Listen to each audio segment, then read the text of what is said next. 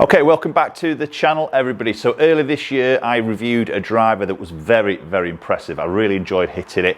The results were really good, and possibly from a brand you might not really have heard of, especially if you're over here in the UK and Europe. So I'm now going to review the two new irons they are offering. There's a bit more of a player's distance iron and then a little bit more of a pure distance forgiving option as well. So we're going to test both of these clubs, obviously provide you with some data from TrackMan and my personal feedback on the looks and the feel and which type of golfer these irons are suited.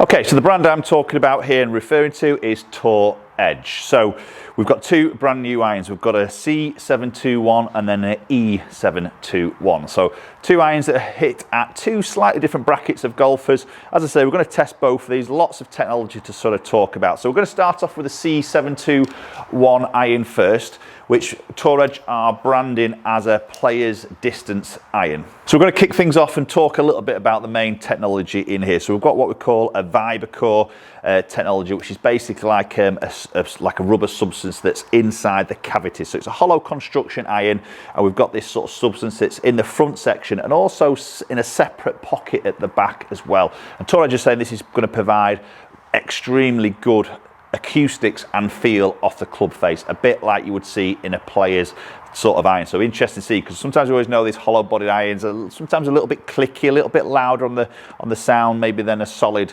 one-piece construction. So let's get underway and hit a couple of shots. So first impressions down by that golf ball. As I say, you know, it's always good to see exactly what it sits like when you first put it down, and I tell you what, it sits pretty good. Yes, it's quite a long blade length, heel to toe. We've got quite a nice shape in that toe section of the club, medium thickish top edge, so we know there's there's going to be a bit of power behind this. I think when we always see that thicker top edge, we know it's generally going to be a stronger iron. Obviously with that hollow body construction, we're not, I mean this is a 7 iron I've got, and we're not seeing the back of the club or the back sort of section of the club sticking out the back of that top edge in that playing position, which is a good thing. Minimal offset there, which again is a little bit more associated with that player's iron, but generally a pretty good looking shape. Yes, it's on the larger side, probably fills you a little bit of confidence. Oh, I've just leaked that one a little bit up that right hand side there, a little bit of left to right shape. Felt pretty good off the club face, first impressions. The sound was pretty good there. I mean, it's never going to be like a solid pure bladed iron, but it wasn't loud or brash. So 124 ball speed. Yeah, 6280 spin. Obviously, I hit that little cut shot there, so that's probably just going to pump that spin up. I'm probably expecting that spin to come down because this is a 30-degree 7 iron, so it's obviously a little bit on that stronger side. Typically, you see a lot of the brands bring out this sort of player's stronger iron, so a little bit more of a player's appearance, but maybe a little bit more of a player's sound, but just on that slightly stronger loft. There it is, a bit straight to that one. Nice high ball flight there. I reckon that land angle there is going to be pretty good.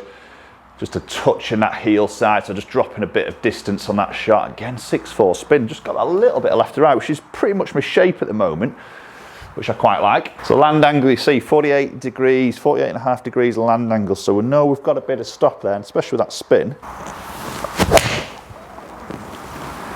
Again, very similar shape. I'm going to tell you what, that is nice and high. That's stopping pretty quick. So launching just short of 20, 125.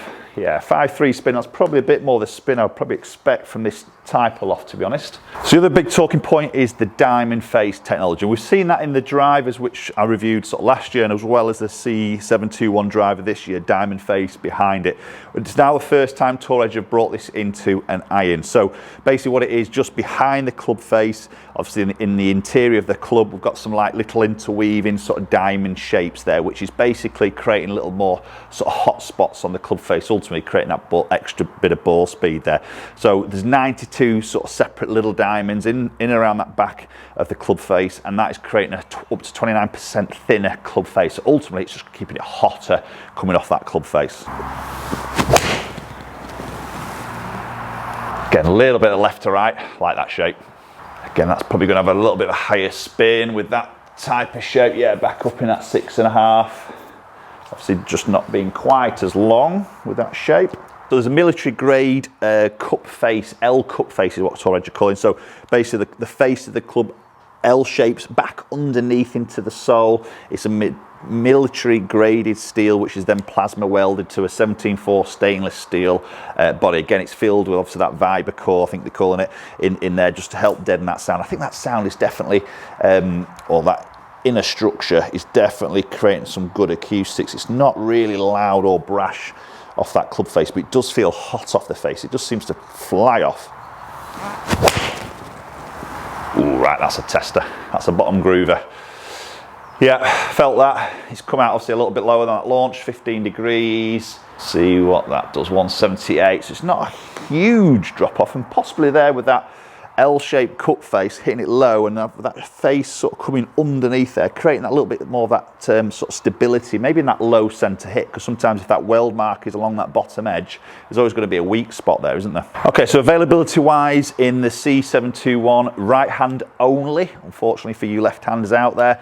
Available from 3 iron to pitch your wedge, and also with an AW, a gap, sort of approach wedge as they call it. So full offering right the way through the bag. I would say maybe the 3 iron could be, you know, maybe in 3 and 4 iron is a bit of a long iron replacement. If you maybe got more of a sort of players club through the set, it'd be interesting to see that sort of 3 and 4 iron. That could be quite a nice hot product. Oh, so that wasn't perfect on the strike, but again, that is flown very high. A lot of confidence there. That's going to land soft. Bit toe there, I could feel that, getting that feedback through the club. Spins obviously dropped there, which obviously give me that little bit of extra carry, some good ball speed at nearly 126. Okay, C721, let's move into the E721. Right, so E721, I'm guessing the E stands for extreme here, because we are now sort of looking at quite a large club head, bit chunky on that sole. Again, down by that golf ball, we've got a very thick top edge. It is chunky and a lot more offset. Blade length's probably quite similar to the C721, but definitely more chunk behind that golf ball and that top edge. Possibly not my sort of look, but probably aimed at more of a golf who's probably striving for some distance. So the loft on this 7 iron is 27.5 degrees of loft. So it's a good 2.5 degrees stronger than what we've just hit. So we're probably going to expect some more ball speed, obviously, because of that. But what Tour Edge is saying is the height isn't affecting the launch or the height of that golf ball. Possibly that descent angle. Interesting to sort of see that spin as a trade-off, possibly with that loft strengthening. But it's big behind that golf ball. Does fill you with a lot of confidence. Ooh, right, again, that's a bit like similar to the opening shot I've just hit with the other one, to be honest. That little pushy, slight cut wasn't a great shot, that, to be honest. Little bit better, but again, just a little bit cutty up that right side. So maybe just with looking at that offset there, maybe just, I don't know, reacting to that a little bit, trying to hold that face off, I don't know, but they weren't the best of connections. I think the feel and sound, maybe just a slightly louder. We've still got this very similar technology, got that rib core in there, so we've got that substance there, just dampening that sound a little bit. It does sound a little bit clicker, whether that was just those slight mishits from me there that gave us that acoustics. I don't know, we'll hit a few more, obviously. But we've got a 360 degree undercut. We've got like a sort of gap, like that V gap in the back of that golf club. Now, if anybody's fussy about debris getting into a back of a golf club, you're going to have nightmares with this one. You know, that just looks like stuff, you know, if you're bothered about that, it's going to get in there. It's going to have to keep cleaning that out, possibly, because that is open and it does go down. But obviously it gives us that 60 degree undercut. So maximising that low CG placement, which does allow to get that little bit of extra launch and flight. That's a better one. And there we go, up to the sky. And that looks a very similar window, better strike there, to the C721 now.